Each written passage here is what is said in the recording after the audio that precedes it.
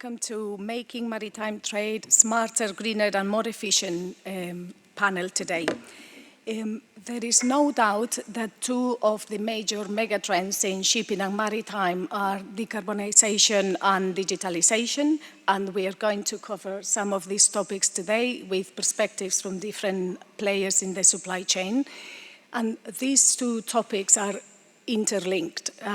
Digitalization and any smart initiative, commonly they aim at decarbonizing, and if not, they aim at efficiencies.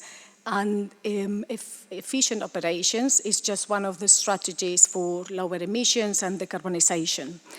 So today I am very lucky to be joined by three experts in the industry. Cher de Jager, Managing Director and Co-founder of Port Exchange, Catherine Brost, Vice President, Global Head of Go Green Program at DHL Global Forwarding, and Nick Gross, Global Container Ships Segment Director at Lloyd's Register. So what I'll do is I'll introduce a speaker and I'll invite them to cover their presentation. I'll start with Catherine. Catherine Brost serves as Vice President and Global Head of DHL Global Forwarding's Decarbonization Program, Go Green. She has been pivotal in creating and executing the division's Go Green strategy. Her expertise lies in advising customers on enhancing the sustainability of their supply chains while maximizing business advantages. Catherine has played a key role in developing various Go Green customer solutions, particularly Go Green Plus, DHL's sustainable fuel initiative, a book and clam-based solution. Additionally, she is actively involved in several industry initiatives and steering committees. So, Catherine, hello, good morning. Hi, good morning. I'm very sorry I can't be with you in person. Sounds like you had a great party last evening. I wish I had been there. Yeah, it's a pleasure to talk about low carbon logistics, and I'd like to set the scene a little bit by reflecting on the role of freight transportation. In my view, freight transport is the backbone of our global economy. Freight transport plays a vital role in essentially improving the quality of our lives, not just here in Europe, but all across the globe. At the same time, freight transportation is emitting quite a lot of greenhouse gas emissions. In fact, if freight transportation were a country, it would be the third largest emitter right after China and the US. So because of its vital role, I believe none of you will be surprised that the forecast predicts that the emissions of freight transport are going to double by 2050 unless we do something about it. And the great news is that there's plenty we can do to decarbonize freight transportation. So there's a huge portfolio of different levers. And in essence, you can cluster them in two categories. And on the next page, you can see that these two categories are what we call burning less and burning clean. Burning less means that you essentially need less energy for the same transport work, whereas burning clean means that you use new technologies or new types of fuels which emit no or very little carbon. So let's reflect a little bit on burning less. When I started with the Go Green program more than 15 years ago, we were really spoiled. We were used that every year the fuel efficiency on average of container shipping would become 5 to 10% more efficient. And there was also more carbon efficient. So without doing much in the last 10 years, the carbon footprint per container shipped has more than halved. What we can also now see is that these fuel efficiency and therefore the carbon efficiency gains are slowing down massively. So, in other words, we can see that this development curve is flattening. Therefore, it's really high time that we moved on to the second S curve, the next development curve, which is about leveraging new technology. So the reason we see that efficiency curve flattening is because the conventional engines and fuels have been more or less optimized to maximum. Of course, looking at it from the perspective of a global forwarder, in general, there's still a lot we can do to improve supply chains, also when it comes to inland transport. We still have levers to further optimize the carbon footprint of supply chains. So if you can move from trucking to barge or rail movement, this will of course help. But if we just focus on seagoing vessels, then the conventional setup will not get us to zero carbon. We all know that, right? So it's all about now scaling up these new solutions. And if you look into marine shipping, well, the big levers are going to be, apart from still some operational efficiencies, different, more sustainable fuels. The challenge is that right now, these fuels are not available in all the geographies, and also some of the methanol ammonia fuels, which are much discussed. We don't have the infrastructure, we don't have these fuels available in all the ports. They are very costly. So we are in essence at the steep part, the lower part of the second S curve. And what's really important is that we speed up that second S curve. But and I'm very sure you've heard this all before, you can only manage what you measure. So right now, there's a lot of debate in the industry about the accuracy of the carbon reports, because now, before it was interesting to know your carbon footprint. Now it's getting costly to emit. So you want to make sure that your carbon footprint is not overstated, because the cheapest decarbonization lever is, of course, to find out that your footprint is lower than you thought it was. So what we see is that there's a lot of debate about how to improve the accuracy of the emission reporting. And on the next page, I fleshed out a few parameters which I often hear debates about. So of course, we would all feel more comfortable if we had primary data, the real fuel consumption of a given vessel, ideally even real time, vessel specific, customized to my, being the shipper, the forwarder, footprint. And of course, when it comes to using sustainable fuels, it should be all monitored in a registry, so that I can track back the fuel to really the origin, the production, etc. And ideally, I would even like the fuel to be used in the vessel where my container is on. So that's the dream and maybe the future.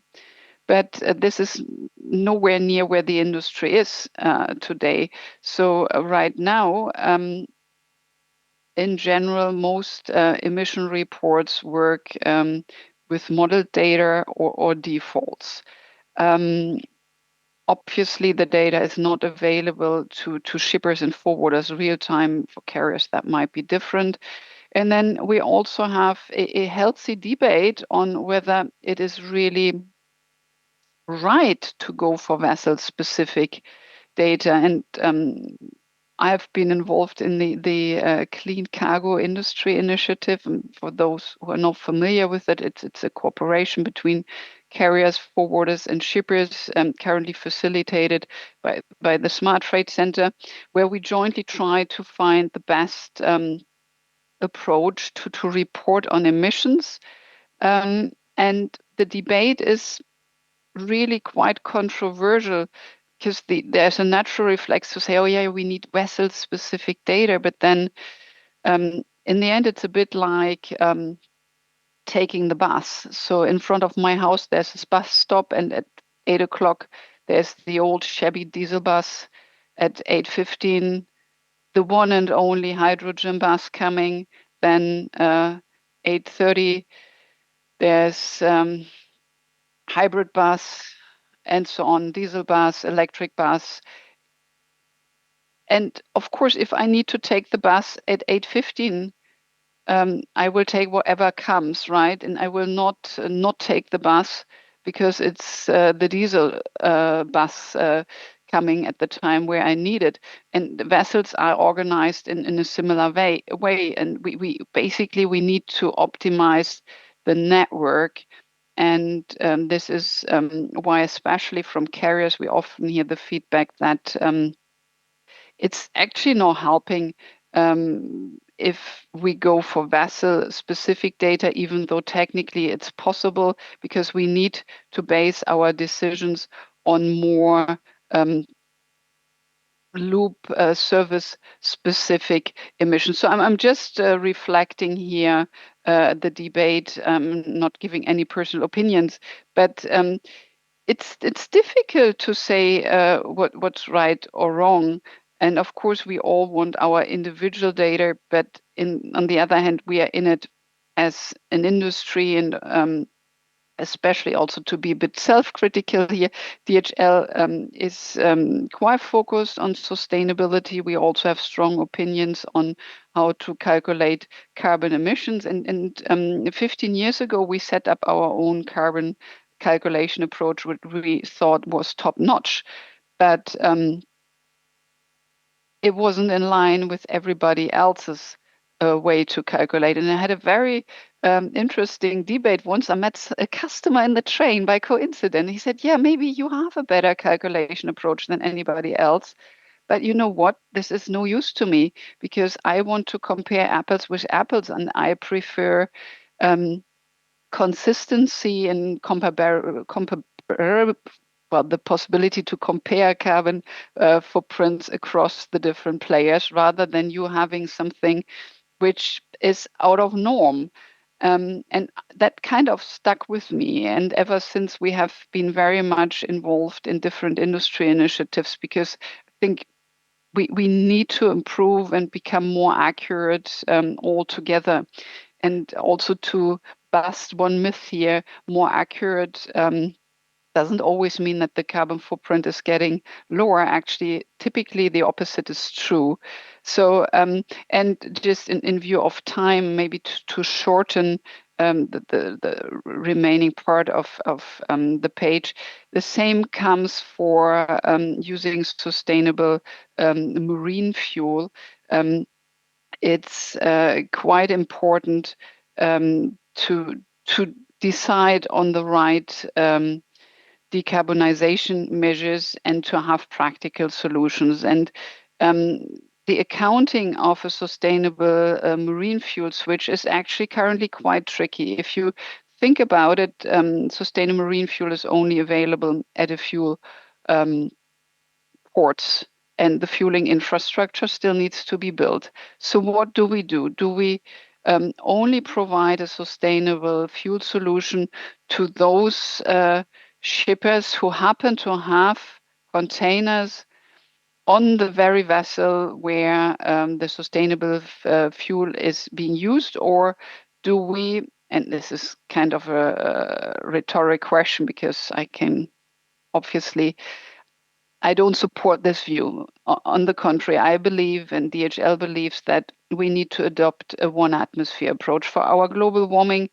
for our climate. It doesn't really matter where sustainable fuel is being used. The only thing that matters is that we increasingly use sustainable marine fuel and that we stop using fossil fuel as much as possible. So what we need is accounting and reporting mechanisms where those who are able and willing to invest into decarbonization can do so. But obviously, you will want something in return. You're not paying money for sustainable fuel being used in the network and then feel good about it. But this is our business, right? So we need to be able to claim the reduction. We need to get something in return for our money. And this is where a book and claim mechanism comes in. And that's actually quite interesting because what's happened accounting, bookkeeping wise, is that you decouple the physical flow of the sustainable marine fuel and the bookkeeping. And I think that that's a perfect example how a flexible and pragmatic accounting approach can really help to speed up the second S curve, because what's having a super accurate carbon report is nice, but what's really, really important is that we decarbonize. I mean, great if we know that we are polluting too much, but we need to put and prioritize our efforts into decarbonization. I know today is lots about digitization and having an accurate carbon footprint, and I believe this will come. We need more time. We need to agree on the right frameworks and agree on methodologies, and obviously the different digital solutions will help us to get more accurate.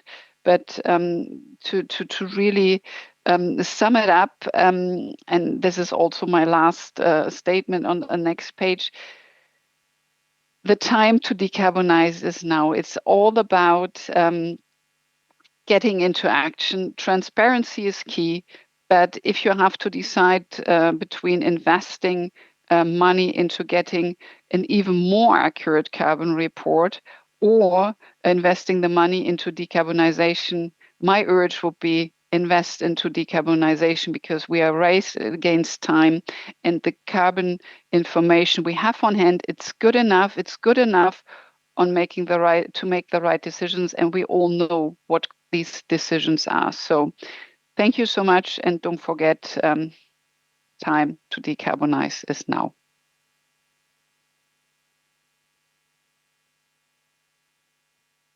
Thank you, Catherine. I just have a question now, and we'll open the floor to questions after all our speakers have presented. Do you think we need more rules, frameworks, or regulation? I think that we need a level playing field. And my answer is yes, but not too many. What I observe is that especially Europe is quite strong in setting rules and frameworks, and that's great, but I would prefer an international scheme. In lack of such an international framework, we see lots of local schemes which are similar but different, and that's causing friction, of course, because if you're an international operating company like DHL, then it can get overwhelming. So we need rules and frameworks, we need the level playing field, and ideally we need international frameworks and not many, many different local frameworks. Thank you, Catherine. Let me introduce Share the Jagger. Share the Jagger leads Port Exchange, a Rotterdam-based company focusing on digital solutions for maritime logistics. Before starting Port Exchange in 2018, he worked on the Pronto project at the Port of Rotterdam, where he helped develop and spin off the business into what Port Exchange is today. This effort was part of the port's mission to globalize the Pronto port call optimization solution. Before stepping into the maritime industry, Shared founded several social enterprises and startups. He also worked in new business development for big companies like Philips and DSM. So, Shared, please talk to us about ports as battlegrounds for decarbonization.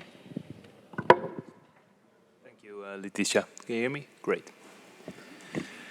Yeah, so what I'd like to share with you today is how ports can help the maritime industry and trade decarbonize, what's being done already, what some of the challenges are.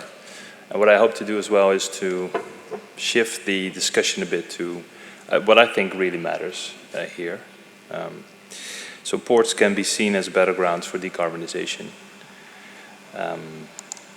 Probably you've seen this before. From a port perspective, I mean, we all know it's roughly around 3%, right? The emissions coming from shipping in relation to the global greenhouse gas emissions. That's today. Like Catherine said, it's the third largest, perhaps. But if you fast forward to 2050, based on the current policies and the current action globally, our industry will roughly be around 17 and one of the largest contributors to greenhouse gas emissions. Mainly because other industries decarbonize faster and because it's such a hard problem to solve, overthrowing a global supply chain of fuels and infrastructure. Ports play a critical role in this transition for many reasons. They are global trade hubs, they are massive parts of the infrastructure puzzle, and they're close to cities. So from a personal point of view, if you live close and work in a port, those emissions matter for air quality and health, right? So many of the ports that we know worldwide are close to cities as well, and they intend to grow. So this problem is already a thing today, and it will increase to be a thing. So ports need to play their role, and ports can play their role. So if you talk about the emission scopes, there's scope 1, 2, and 3, obviously. All the ports I know, they all have something for scope 1 and 2. It's easy. It's your own stuff. It's stuff that you buy, right? So you can invest, you can make return on investment calculations. When it gets more difficult is scope 3, because that's not stuff you own. You don't have control over that. Although you can help decarbonize it, but it's more of an indirect impact. And yet this is the biggest part. 96% Port Authority of New York, New Jersey, 96% of their emissions is scope 3. Aberdeen, 95, Rotterdam, 97, it goes on. It's all above 90%, any port in the world. And this comes back to the shipping. This is not about industry, by the way. This is the shipping element. So before we start talking about should we do solar panels, should we do green hydrogen, all nice, but we need to look at the ships, because those are the ones that emit the most, and that is the difficult part, because how are you going to overthrow a global supply chain of over 100,000 merchant vessels and a full oil-dominated supply chain with bunkering across the world? That's not an easy task, but that's the part we need to look at if you really want to decarbonize ports and shipping as a whole. Ports can play a role. So in a few things, very easy, and this is where also I think digital solution could play a role. Facilitate just-in-time sailing. We've been talking about this for almost a decade now, I guess. It's happening left and right. But this is really something I think we should be doing globally every day. We see in our solutions a lot of hurry up and wait, right? This is ships sailing to ports fast just to make the contract obligations, then wait at the anchorage because the port's not ready for whatever reason. Many of those cases can be avoided ahead of time.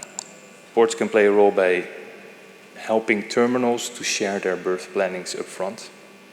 It's 2025, AI is abundant, and yet still the port is a black box in many different voyages. So that needs to be opened up, left or right. Nautical service planning, another thing that ports sometimes hoard and not share transparently. When does a vessel get a pilot? What is the tug capability? These are all elements that cause delays. I mean, overall, if you look at an A to B voyage from a vessel, 80% of the time is spent at sea, but also 80% of the delays happen at the port. So only in 20% of the time 80% of the delays happen, and that's because of this intransparency.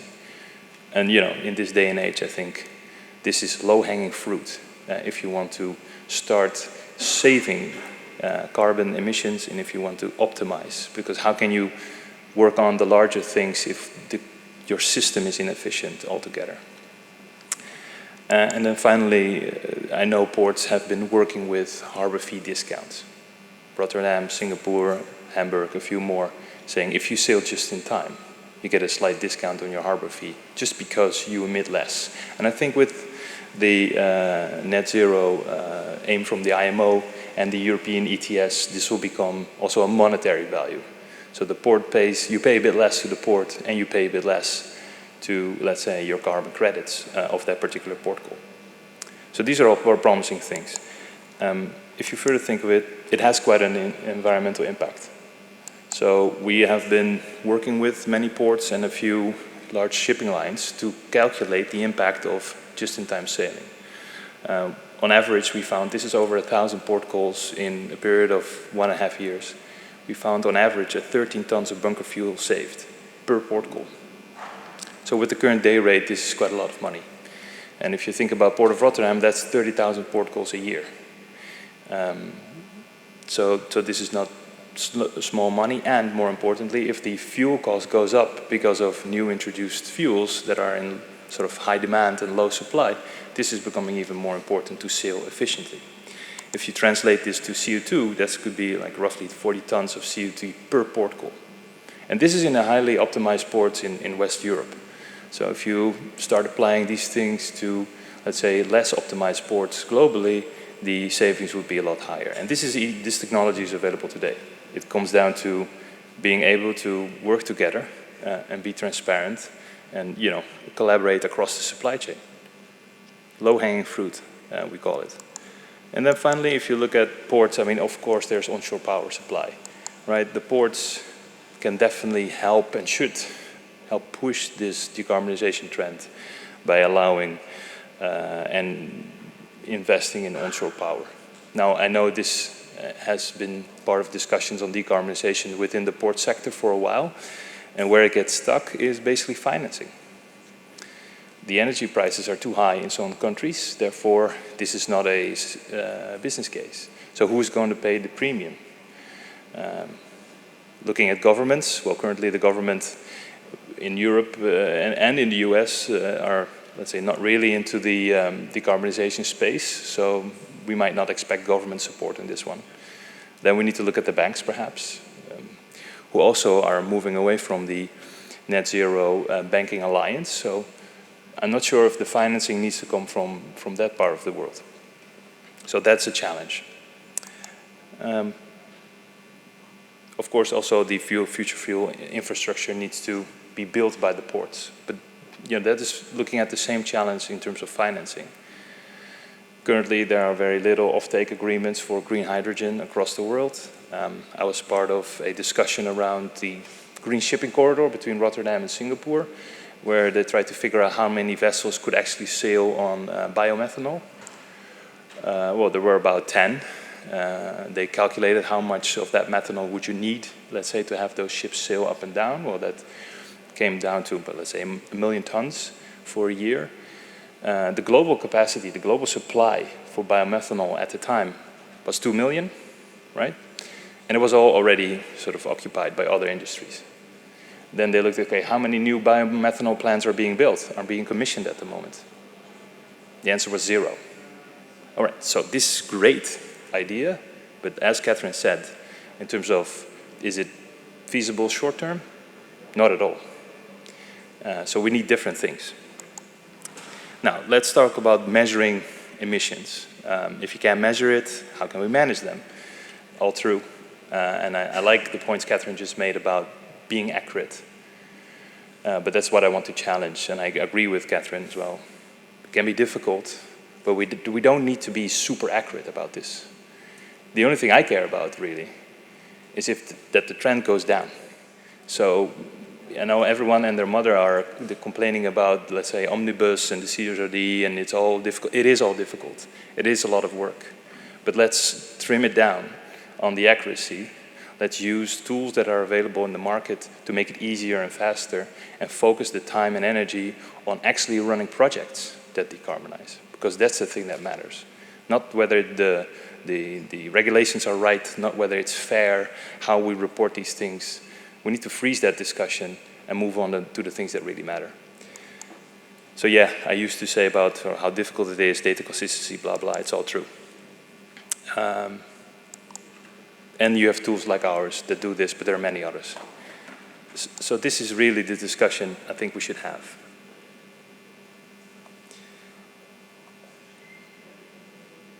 A professor that I spoke a while ago put it down, really how I think we should change what we talk about.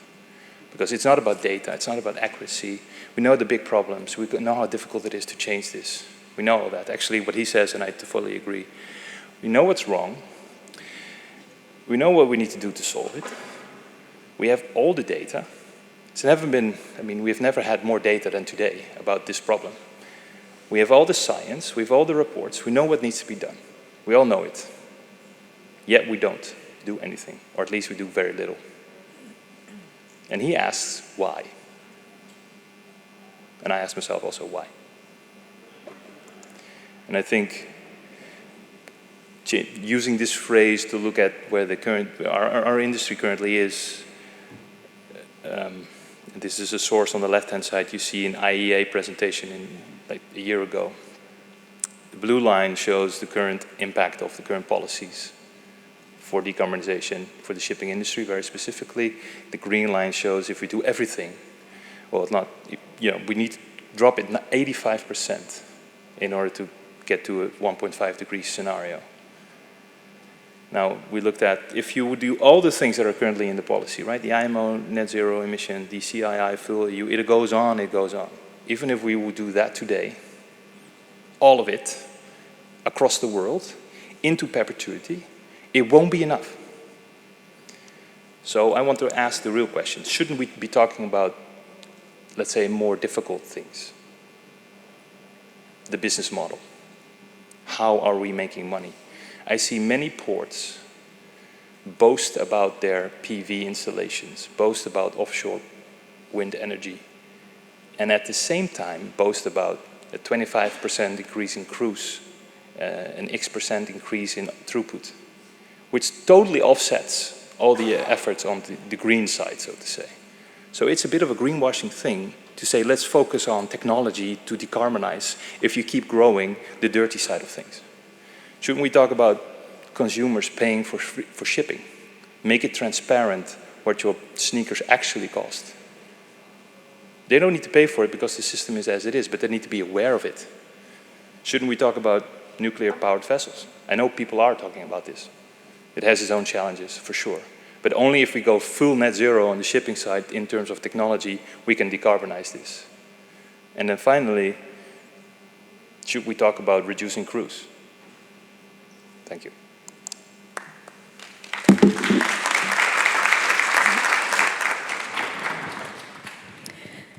Thank you, Short, for a great presentation. I have a quick question for you now.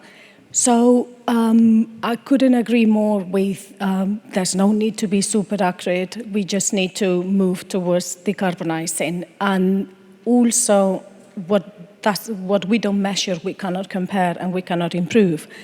So with that in mind, acknowledging that accuracy is probably not the objective, do you think there's enough guidance for Scope 3 emissions so everyone reports and measures in a similar way and is comparable? No, there's not enough guidance. And that's not because there's not enough regulations around it, but it's not specific enough. Mm-hmm. So with CSRD, it's a good attempt, but it's too vague. So if you see any of those things emerge, and there's a lot of consultancies like ourselves, being sort of emerging, if that sector emerges, you know something's wrong with the rule because nobody understands it, right? You need consultants to tell you how it works. Yeah. Whereas you're the expert in the industry. So and with the change from CSRD to Omnibus, this even gets worse. And we're just pushing out the problem, right? If 2 years from now, I need to really start measuring. Well, actually, I want to start measuring now. And if I don't understand it now, and if what if it could keep changing? Yeah. So there's a lot of discussion about how this came to be, and there's all kinds of theory that for sure nobody wants to do this intrinsically.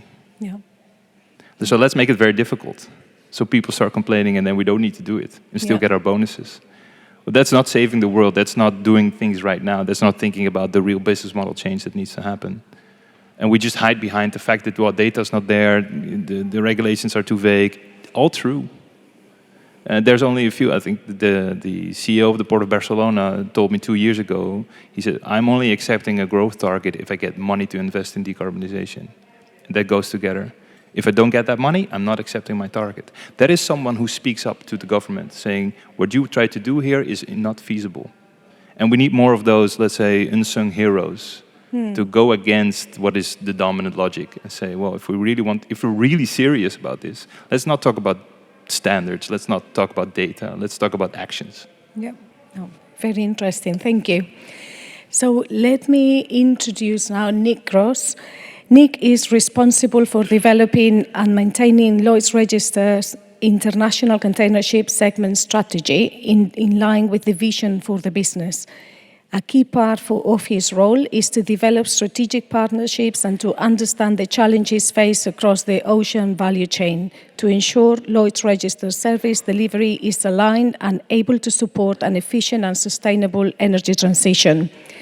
Before joining Lloyd's Register, Nick worked for Express Feeders, where he managed the deployment network and trade spanning for North Europe, Middle East, and the Indian subcontinent. Nick?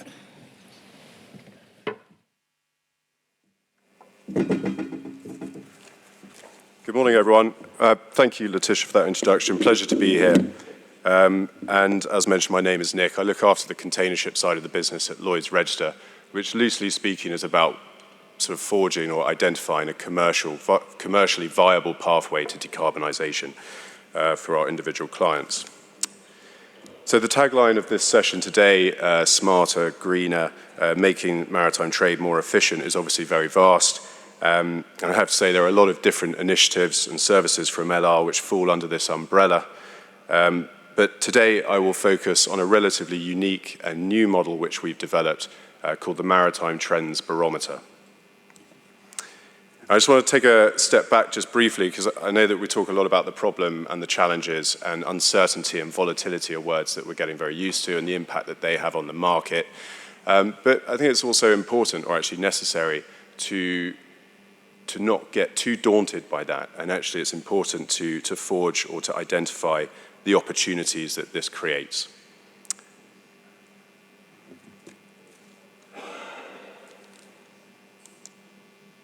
So I'm going to talk today about the barometer. The barometer itself is an analytical model. And I'm going to talk a little bit about where that comes from, the background to that model, how it's used, how it's calculated, what are the results that it shows, and how it can be used going forwards. So the barometer stems from a report called the Global Maritime Trends Report, which is a dynamic multi-year research initiative designed to provide evidence, insight, and foresight into the key challenges that shape the maritime industry's path from now until 2050. This report was published 2 years ago, and I found out actually only earlier that Letitia was there when it was actually published during London Shipping Week 2 years ago, which is pretty good. So you've got first-hand sort of knowledge of what that report's all about. And it was published jointly by LR and The Economist. The report analyses possible future scenarios for maritime in 2050 based on the speed of technology adoption and the level of global collaboration, all in all to help the industry identify risks, opportunities, and areas of required investment. It identified 4 possible scenarios, potential scenarios for the maritime, based on a matrix defined by the rate of technology adoption across society and global cooperation on climate change. And they're shown here, everything from just gradual transition all the way to regionalized and fragmented. But the question is, what did we score? Where are we now?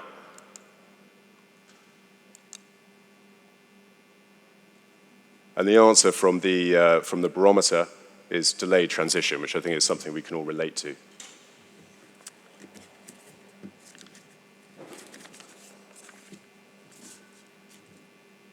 So off the back of the Trends report, the barometer was developed to track and answer the question of how maritime is progressing on both the energy and digital transition. The barometer is largely data-driven, designed as an iterative model that will be updated annually, and from next year onwards, it will be updated with a segment lens. So you'll have it carved up by vessel type to add that extra granularity. The barometer enables us to identify trends, gaps, and have a macro view of what is otherwise a fragmented and complex landscape. And much of the value gained is achieved by leveraging the model to inform and support fuel, fleet, and decarbonization strategies with individual clients, with the data being aggregated and, where necessary, anonymized.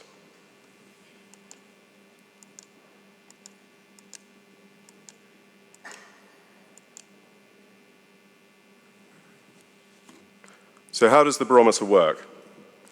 It offers an annual pulse of the maritime industry's journey through the energy transition and digital transition, while assessing progress towards 4 future scenarios as outlined earlier in the report. As you can see, the barometer, at a high level, is a means of illustrating the results, which stem from a detailed and broad list of indicators and key metrics, which are structured under 5 key components or pillars of the maritime economy. Shown here, maritime trade, vessels, energy, ports, and people. The key metrics are then benched against 2030 greenhouse gas policy and targets for energy transition, whereas for digital, it's a little bit harder. There's less policy in place.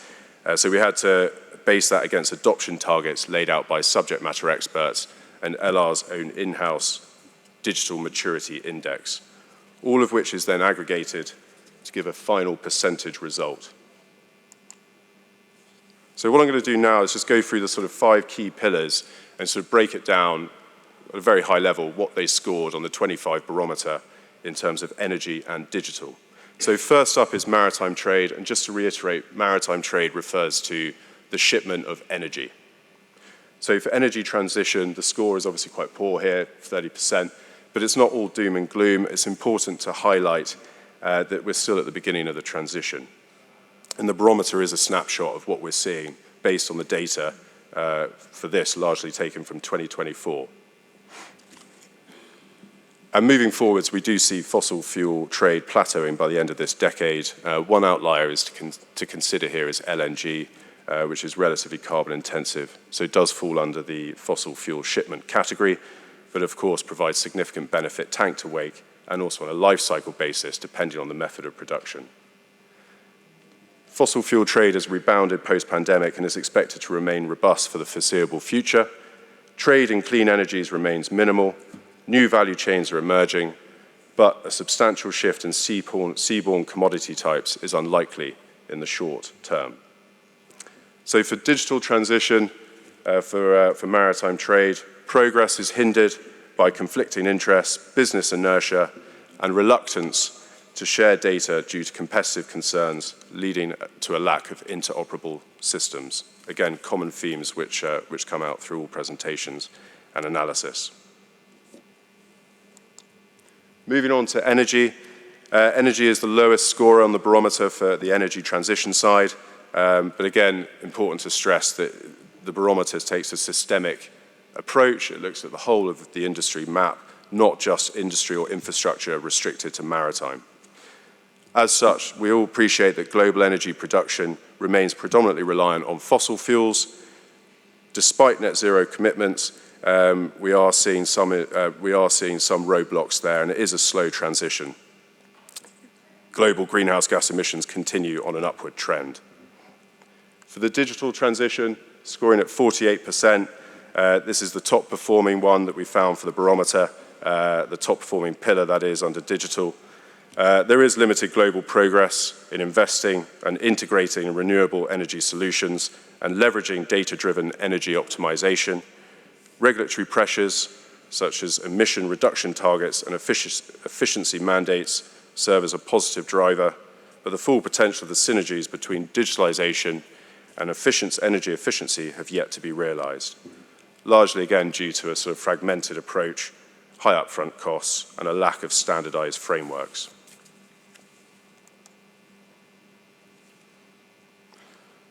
Moving on to ports, something which we obviously delved into in quite a lot of detail in the last presentation. For ports on the energy transition side, we're looking at things like onshore power, carbon storage, and just general sustainable linked initiatives and investment in those initiatives. I think we'll all agree there's been quite a lot of high-profile investment and decent investment across the major port hubs. Many ports or terminal operators are managing to commercialize the sustainability or decarbonization angle, which is very promising indeed. But again, similar across the board, we are taking, with the barometer, it takes a systemic view. Okay, so when you bundle it all together with the smaller and medium-sized ports, obviously it dilutes the end result. Port digitalization, again, something that's been talked about quite a lot in the previous one. I think it is talked about a lot. And there are some very important and good initiatives and rhetoric going out in that space. We all appreciate that. But again, actually achieving that transparency, sharing of information, interoperability is something that we still lack. And again, that's reflected in the scoreline in the barometer of 33%.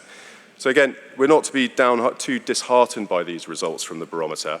We just have to understand where they stem from. That is where we are right now, but we're aware of a lot of good activities and investments either underway or on the horizon, which will hopefully improve the situation. People is obviously very tricky. It's not something that's wrapped up in targets or policy with regards to energy transition, unlike things like energy or vessels. So we had to, similar to the digital side, we had to actually bench against a sort of self-made independent target framework. But again, we're looking at pretty important issues, so training, making sure that we get enough people trained so that they're able to operate these assets. Seafarers' happiness and welfare, their willingness to work on a ship powered by new technology, harsh technologies such as ammonia, which are shrouded with concerns, valid concerns such as toxicity, and obviously not trialed at scale operationally. So again, it's just a journey that we're on, and we take it step by step.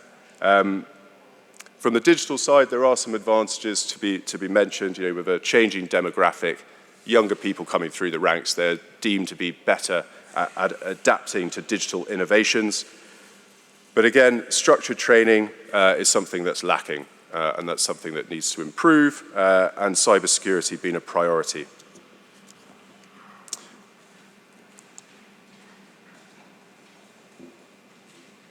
So the final pillar, vessels. Vessels, we've seen, again, it's a 30% scoreline on the barometer for this year, but vessels, we've seen significant improvement and investment. Order book, there's a lot of dual fuel capability there, but again, it is skewed to the order book, to tonnage that's been recently delivered, and also to some extent by the vessel type as well. I mean, in the container ship segment is a good indicator of that, where roughly 5% of the existing fleet is dual fuel capable, and over 80% of the order book is dual fuel capable as well. But obviously that's not quite the case in other ship types. And the same story applies to digitalization, where newer ships are being invested in with smart technology. But again, the business case isn't there to retrofit the existing tonnage. But whilst we haven't seen recycling or scrapping come through at scale, this is something that will materialize in the not too distant. So hopefully that gives you a good snapshot or idea of what the barometer is about. I think it's important when we're looking at the challenge, the sometimes daunting challenge of decarbonization, and it is a systemic challenge to get quite daunted, but it's important to take a step back, understand the challenges, understand how they relate to your individual business, and then importantly to simplify it and then address it. Okay, and that's important obviously to devise or design your own strategy to navigate a commercially advantageous pathway for your own business. So here at LR, this last slide is just talking about how we support different stakeholders through the supply chain to do that. We do it in a number of different ways. And the barometer is just one such tool that feeds into that advice, that support that can be offered. So clearly having a sort of vast database of information and a structured framework for measuring how this data interconnects and supports the energy and digital transition is useful, and it allows us to support individual stakeholders tailored to their individual business needs on a whole range of different things: decarbonisation strategy, de-risking investment decisions, navigating a digital transition for your business, and on a more general note, to support a more resilient and smarter ocean supply chain for a range of different stakeholders. But again, it's about taking a step back, understanding the problem for your individual business, which the barometer can help with, and how that relates to the broader, more complex ecosystem of maritime. And the barometer is there to help with that and then support a solution going forwards. But yeah, that's it from me. Thank you very much.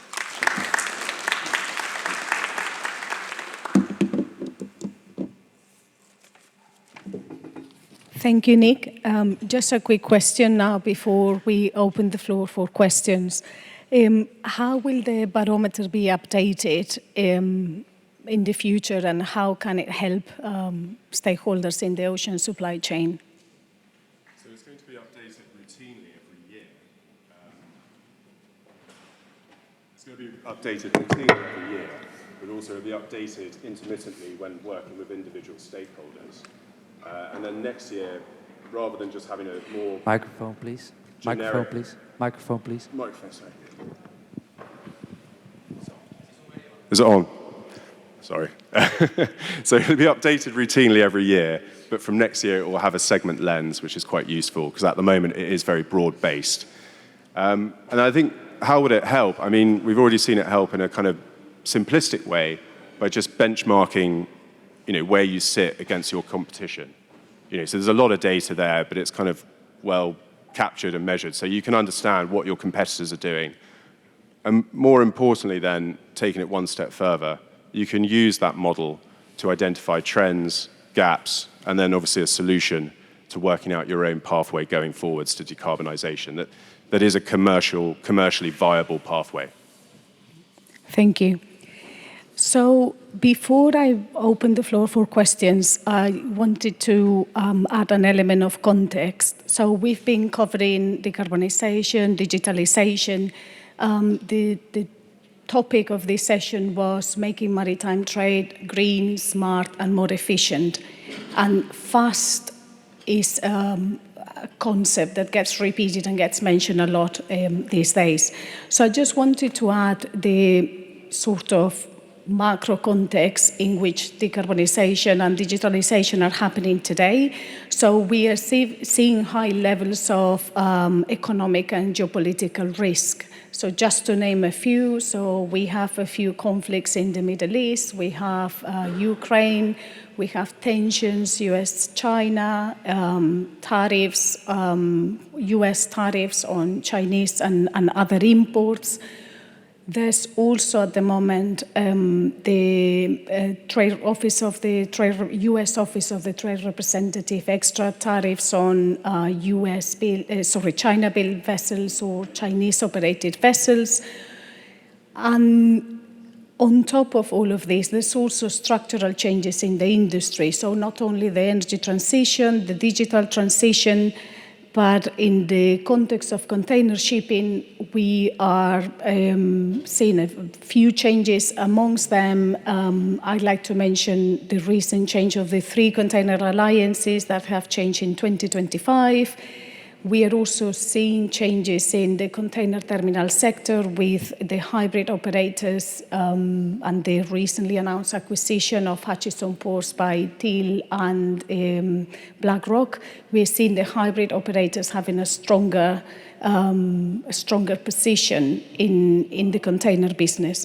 So I just wanted to emphasize that all of this change, all of this, the constant change, the constant unknowns, the energy transition, the digital transition, demand from every player in the supply chain to be fast and to react fast to the changes, to react fast to the energy transition, to decarbonization, and to use digital tools to achieve that. So just wanted to add that context. And I will now open the floor to questions.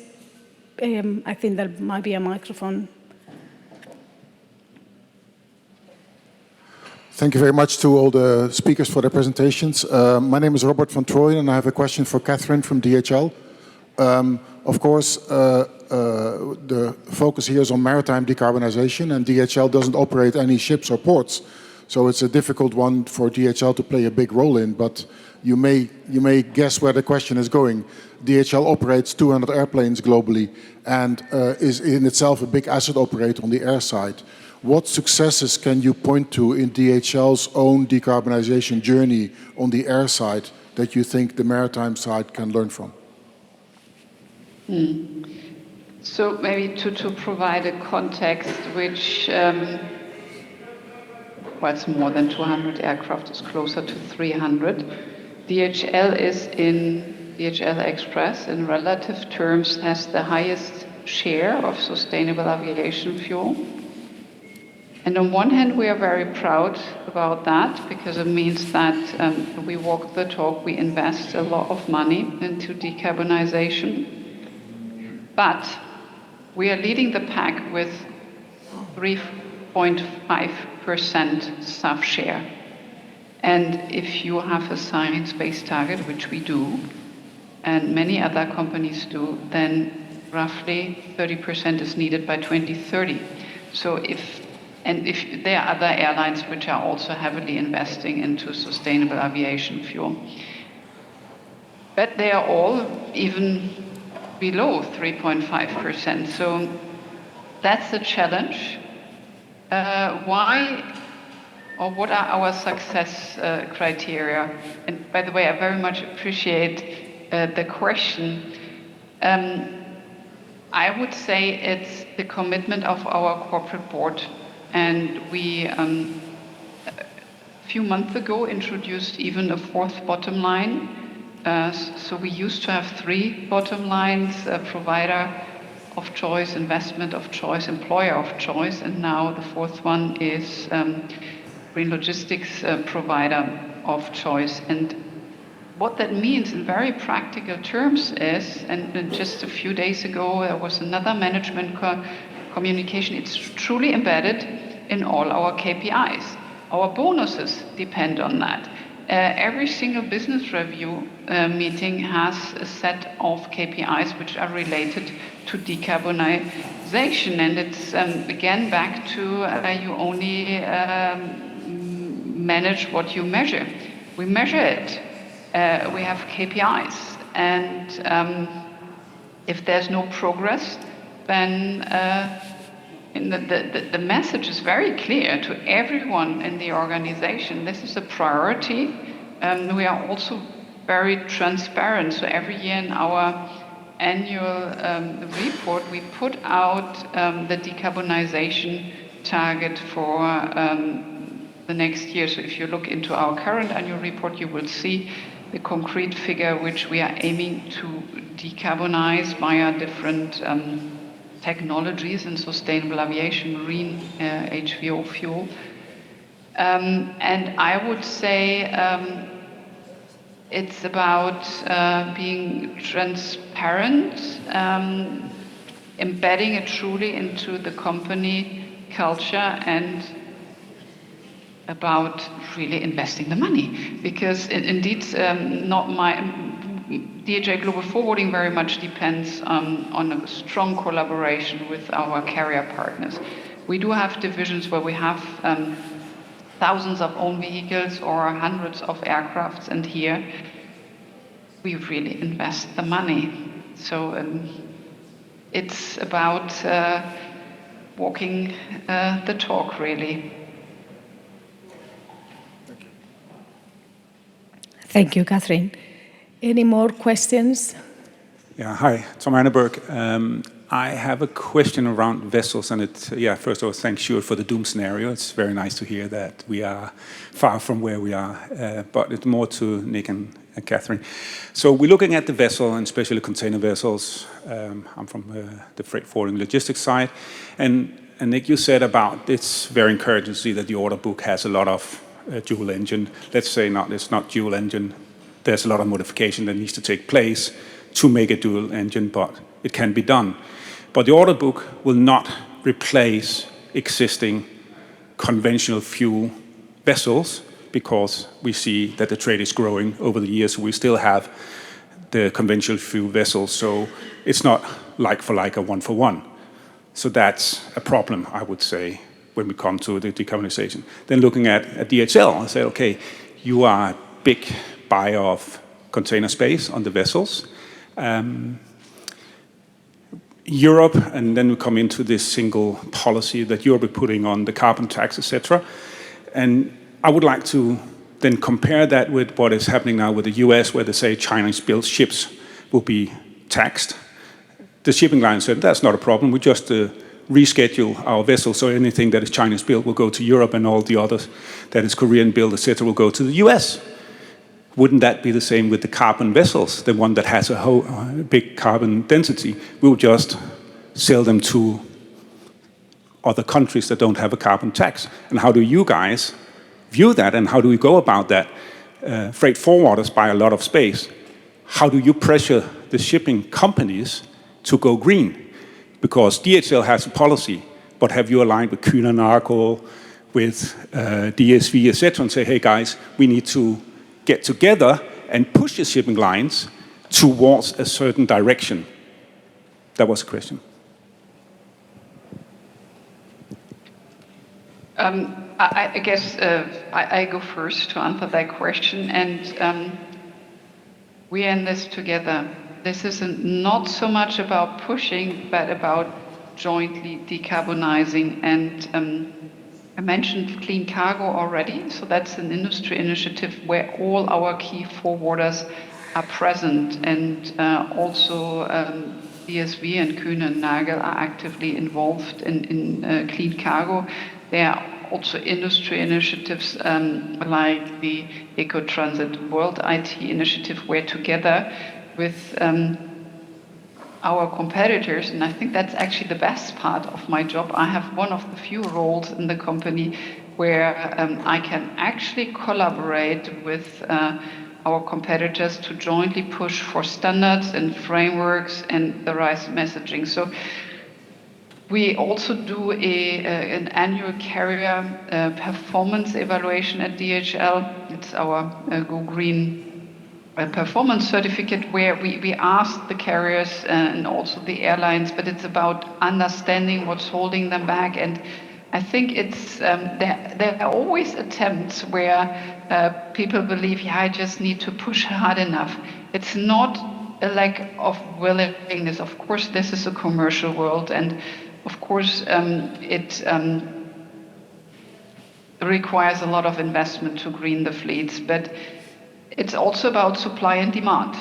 And it's easy to say, oh, the carriers need to do more. Yeah, but who's paying for it? In the end, it needs to go all through the value chain, and everybody has to play a part. So indeed, we are engaged. Also, our competitors but we work with the carriers. We are not pushing them. We are all trying to team up to really facilitate the decarbonization via different levers. And book and claim is currently, in my view, the one tool which will help us to facilitate a pragmatic and fast turnaround. Thank you, Catherine. That was quite a big question, so I don't know. Do you want to talk later about the order book versus scrapping and things like that in the market? But yeah, also just to sort of reinforce what mentioned by Catherine, I think there's always going to be bad actors and room for the dark fleet to be unregulated, which, yeah, obviously is a gap in how far regulation can be imposed or implemented. And that's probably never going to go away to some extent. But let's take heart from the IMO's sort of net zero framework draft. So, that is at least a step in the right direction.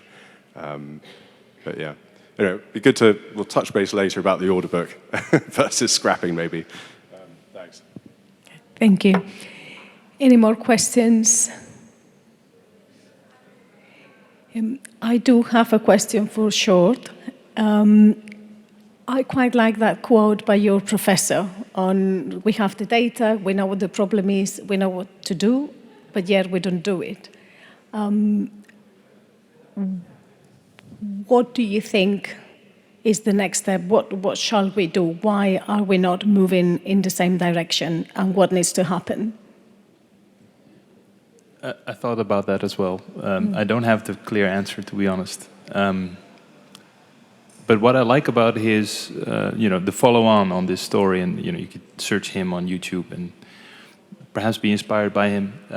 But what he says basically is why his first take on it is because it's too much here and too less here, right? So it's too much in the head, it's too much data, it's too much rational, it's too much policy, it's too much of the institutional thinking, the system that we're part of, to basically act heroically is what we need. So you had this, the chair of the IPCC at some point said, well, forget about 1.5 degrees, that's out of the window.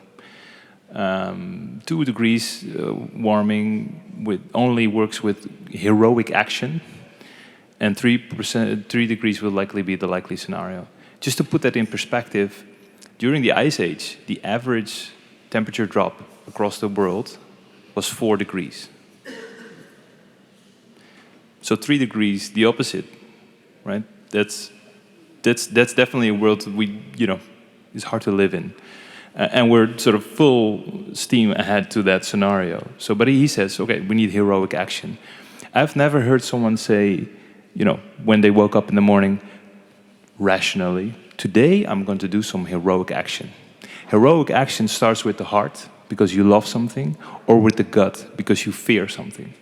I'd rather not act out of fear, but maybe that's what we need first, before real action happens. I like to, if we really love and feel about this problem, then we start collaborating more, and we start pushing back more, and we start standing for what we really want to change. Go to the streets, whatever it takes. But sort of there's a different type of driver necessary that's less about data, that's less about, I'm here sitting, running a data company telling them, don't care about the data anymore, care about something else. I don't know. That's, as far as I got so far. Thank you. Very interesting reflection. I have a question for Nick on the barometer. As you said in your presentation, both digital and energy transitions are huge topics. Are there any elements that are out of your analysis? So for the barometer, it's sort of worth noting that it is a snapshot of the data that we collect, which there's obviously a lot new investments. Take, for example, the US-China tariffs or the tariff situation that's unfolded this year. That is not captured in the 2025 barometer. So, yeah, there is a natural lag there. But again, this is something that can be overcome by feeding into it as we do routinely, and also individually working with different partners. And also the fact that it is very broad, it's very macro. It takes into account the whole systemic view of energy production, and it's applied across maritime. Again, that will be addressed from next year when it's carved up into a segment lens by different vessel types, which again will just add a little bit of extra meaning to the analysis and extra support that it can bring. How can the barometer support investment in infrastructure for new fuels? So tools like the barometer and the barometer itself, but again, all these things always need to be coupled with other analysis and other support. It has already been used by different fuel producers and also vessel operators and owners to benchmark where they sit at the moment in relation to the broader maritime ecosystem, to understand where they need to invest.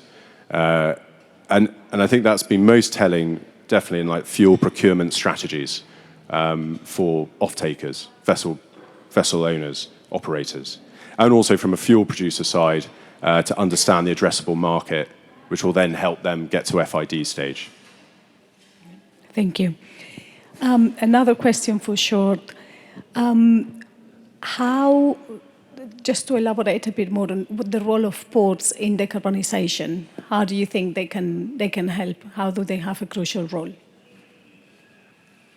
Yeah, so I think part of I think the ports should unite more. I really like what Catherine said. It's a one atmosphere approach. So there's a lot of regional competition. There's a lot of, let's say, a very broad set of rules from governments. I think that should be aligned a lot more. And I know there's a lot of talking groups between ports, and that's good.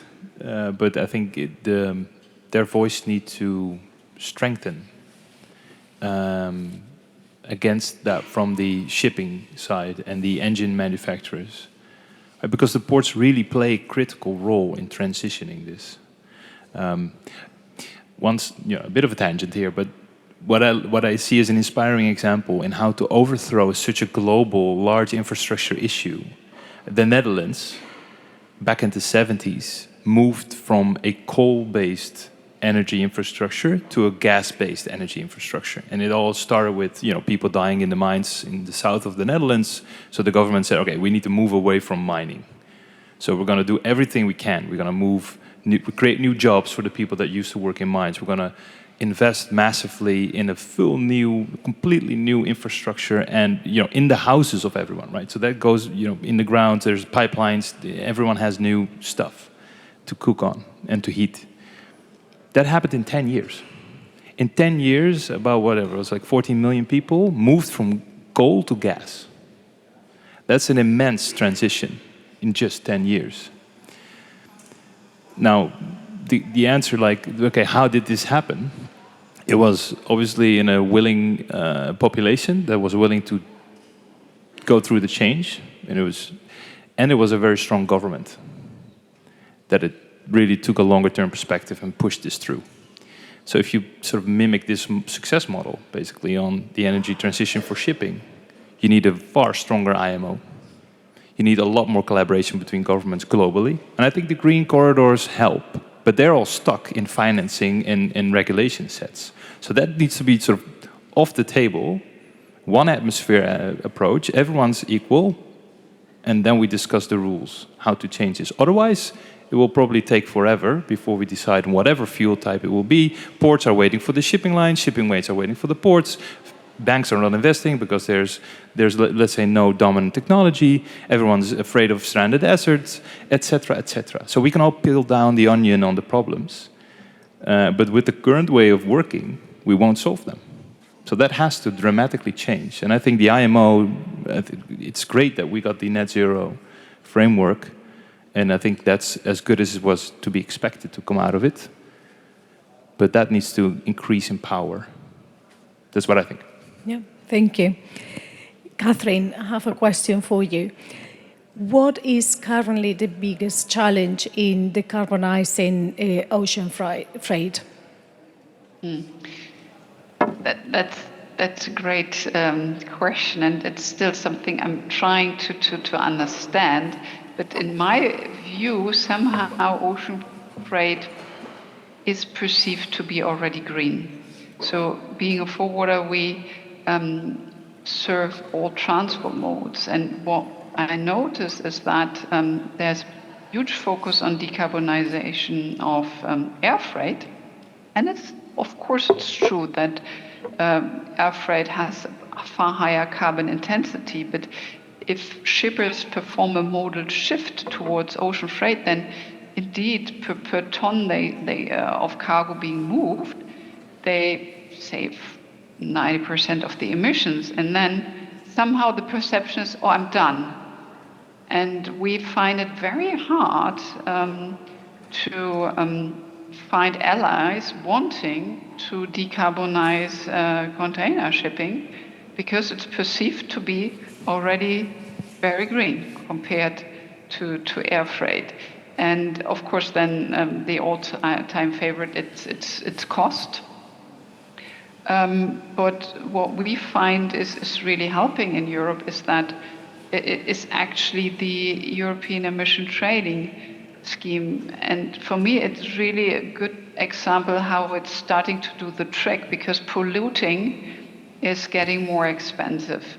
So investing voluntarily into decarbonization is becoming more attractive. And I think we need both. we need regulation on one hand. Also to comment on the last question, I think we do have heroes in the private sector, because regulation and government, that's one thing.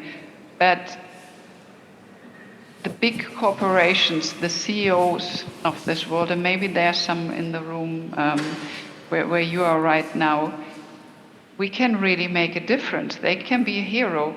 It's all about being a first mover, about voluntarily investing ahead of the regulation, because in the end it's pay now or pay later. In the end we're all gonna pay, so we rather should invest into decarbonization now. Thank you, Catherine. So, a question, yes. I do have one extra mic here. Thanks. Sorry. Thanks for that, Catherine. I'm Turlock from S&P Global. I have a question about the could you talk a little bit about the kind of pressure you're under from your customers to help drive decarbonization?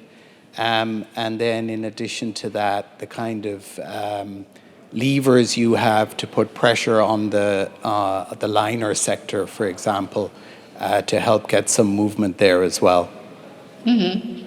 So we have started to evaluate the readiness to decarbonize of our customers, and it's a normal distribution curve. Some are very advanced, and they are willing to invest also money into decarbonization levers, and that's true for all DHL Group divisions. So those would be the customers who would also pay for having their road freight shipments transported by HVO or electric solutions, etc.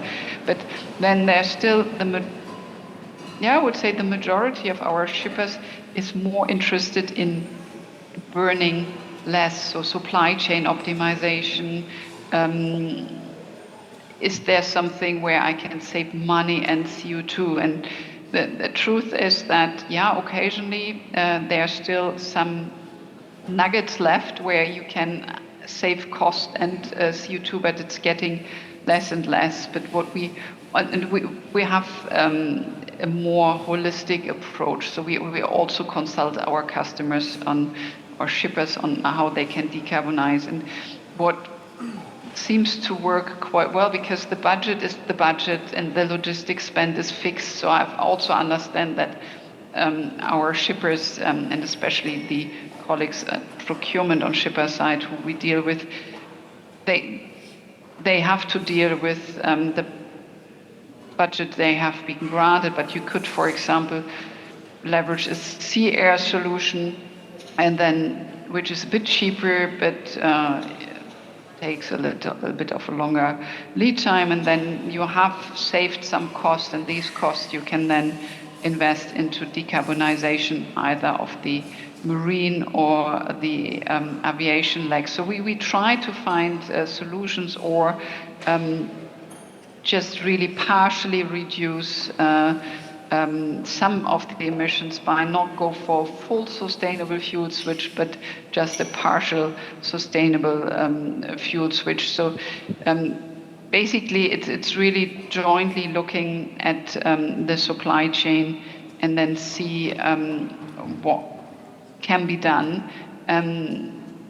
But the cost of sustainable aviation fuel are, for example, coming down. The one of sustainable marine fuel are currently going up, but they are almost at par, which to me is still surprising, because my perception is that there's not a sustainable fuel shortage currently in the market. So how do we're not pushing our carriers, we are helping our carrier partners, we're helping our container carrier partners by essentially buying their sustainable fuel solutions. It's a money game.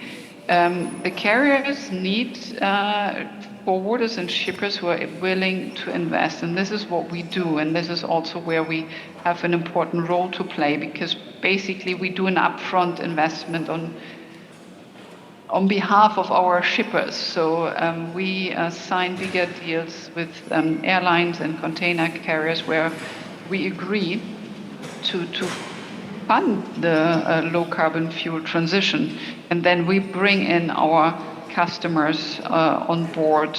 But it's currently, especially right now, budget is the key issue. But what we always say is start small, but do start now, because to come back to our original overarching question, it's also about having the accounting processes established in the organization.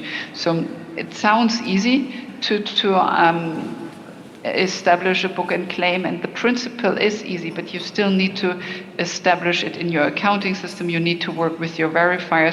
So my big call for action is, if money is the problem, if you don't have a multi-million euro budget, still start now, because you need to transition your accounting approaches and your verification protocols to the new low carbon future. And there's no time to lose, because you need to establish it in your IT system. We all know this takes time. So start now is my advice. Thank you. Thank you.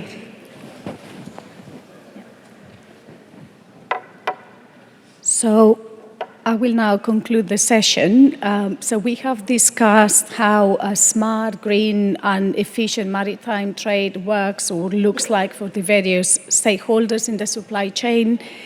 And clearly we see that majority of players, if not all, have these two transitions at the core of their strategy, but there are different speeds of adoption. And I would like to mention that actually this could be a competitive advantage. So those more advanced or transitioning at a faster speed could be in an advantageous position, because as the last question mentioned, the demand is coming from the end consumer. The end consumers demand green supply chains and fast and efficient supply chains. So just to reiterate that with all these transitions and the economic and geopolitical situation, it's never been more important for everyone in the maritime supply chain to think about reliability and resilience. Resilience is the word of the day. And everyone together with all the points that Sjoerd has made about other type of decisions, heroic decisions, about what is not looking at things from a business perspective, but maybe about other points of view, the importance of decarbonization and the green transition for everyone, not only for maritime. Every industry is decarbonizing, and it's important for the population. So thank you everyone for your great presentations and great points you've made today. And we conclude the session here. Thank you everyone.